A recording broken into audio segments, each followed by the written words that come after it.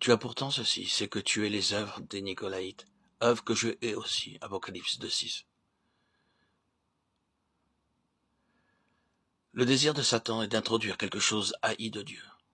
Son objectif est de corrompre en introduisant quelque chose que Dieu est.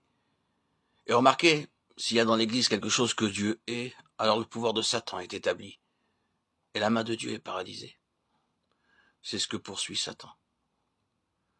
Mais j'ai quelque chose contre toi, c'est que tu as là des gens attachés à la doctrine de Balaam, qui enseignait à Balak à mettre une pierre d'achoppement devant les fils d'Israël, pour qu'ils mangent des viandes sacrifiées aux idoles, et qu'ils se livrent à la débauche. Apocalypse 2:14. Corrompre. Vous vous souvenez de l'histoire? Balaam, qui ne pouvait pas amener un état de condamnation par une malédiction pure et simple, fit le tour, entra par la porte de derrière et enseigna la corruption. Si Satan ne peut pas entrer et réussir à la porte d'entrée, il fera le tour par l'autre chemin. Le but est de corrompre, de sorte que Dieu ne puisse pas être présent et témoin, et qu'Israël soit frustré de sa qualité de prince avec Dieu, de sa place en tant que nation princière pour gouverner. De même, toi aussi, tu as des gens attachés à la doctrine des Nicolaïtes, Apocalypse 2:15. La chose même à laquelle il est fait référence au verset 6 se trouve ici. Cette doctrine, ce principe pernicieux est dans cette église de Pergame. Satan y a introduit la chose haïe de Dieu, produisant ainsi la corruption. Cependant, tu as à Sardes quelques hommes qui n'ont pas souillé leurs vêtements, Apocalypse 3:4. Voyez ce qu'il y a ici? Toujours à nouveau la souillure et la corruption. L'ennemi cherche à introduire cela en vue de porter atteinte à la position de l'Église, de sorte que le témoignage de l'Église soit ruiné.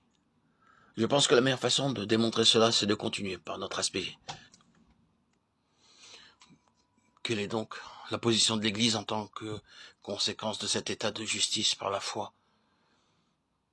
Ce n'est pas sans signification qu'en traitant avec les églises, Éphèse vienne en premier. Il y a un sens dans lequel Éphèse est inclusive et fondamentale. Toutes ces églises en Asie vinrent à l'existence par le moyen de Paul. Regardez Actes 19. En premier lieu, il est dit au verset 10, « Tous ceux qui habitaient l'Asie entendirent la parole du Seigneur. » Ceci se produisait comme étant issu d'Éphèse. Dans Actes 19, Paul se trouve à Éphèse, au verset 26. Démétrius dit que non seulement à Éphèse, mais dans toute l'Asie, cet homme Paul a détourné une foule de gens. Toute l'Asie. Ici, vous avez 7 églises en Asie. Donc, Éphèse est la clé, le cœur de toute la chose.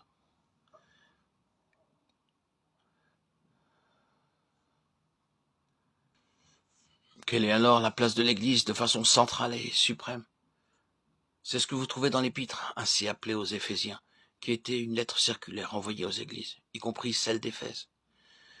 Eh bien, la place de l'Église est montrée là, comme étant dans les lieux célestes en Christ. C'est la note qui retentit dans toute l'épître aux Éphésiens. En premier lieu, béni de toute bénédiction spirituelle dans les lieux célestes en Christ, puis assis avec lui dans les lieux célestes, puis le ministère dans les lieux célestes. C'est pourquoi les dominations et les autorités dans les lieux célestes. Ainsi vous continuez jusqu'à la fin, et c'est alors la guerre dans les lieux célestes. Notre lutte est dans les lieux célestes. En vertu de l'état de justice par le moyen de la foi, l'Église est représentée comme ayant une position spirituelle au ciel. Prenons garde ici au danger d'une idée trop géographique et littérale, et d'être ainsi occupé de choses imaginaires, des choses de néant. Tout cela est une question en premier lieu de position spirituelle et d'ascendance spirituelle, et qui concerne presque chaque moment de la vie de tous les jours. Je veux dire que toute cette question d'être dans les lieux célestes s'applique très souvent à des cas tels que laver la vaisselle. Vous pouvez être dans les lieux célestes tandis que vous lavez la vaisselle, ou il peut en être tout autrement en ce qui vous concerne. Cela dépend de l'état d'esprit dans lequel vous le faites. Commencez à vous plaindre et à grommeler. C'est un travail trop servile pour un enfant de Dieu, un héritier du royaume des cieux. Imaginez-moi devant faire ceci, et vous n'êtes pas dans les cieux. Mais que votre attitude soit celle-ci, eh bien, c'est en vérité un travail très servile, mais faisons toutes choses pour la gloire de Dieu. Et vous vous trouvez dans les lieux célestes. C'est une question spirituelle, une question morale, une question de puissance morale dans un sens spirituel. C'est là la signification des lieux célestes, tout pour la gloire de Dieu. Quoi que vous fassiez. des choses ordinaires à ce qui vous paraît extraordinaire. Vous devez savoir que cela touche chaque instant de votre vie,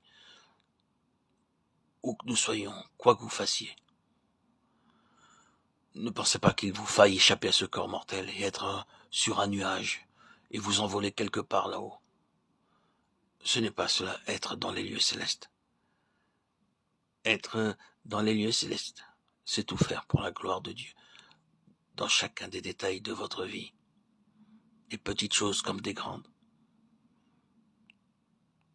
Tout consiste à vous décentrer de vous-même pour tout porter vers le Seigneur, quoi que vous fassiez, dans chacun de vos petits actes quotidiens. Voilà, être dans les lieux célestes.